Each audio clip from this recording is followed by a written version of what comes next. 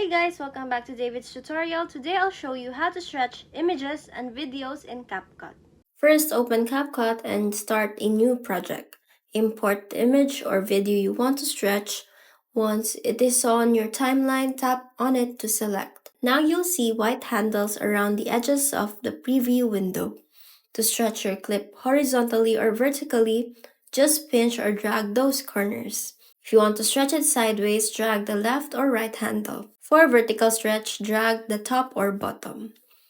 On videos, this works the same way, but keep in mind stretching can sometimes distort the subject, so use it carefully depending on the look you want. You can also tap Edit at the bottom, then choose Crop, and here you'll see the different ratios.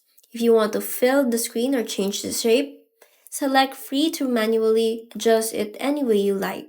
Once you're happy with how it looks, tap the check mark and you're done.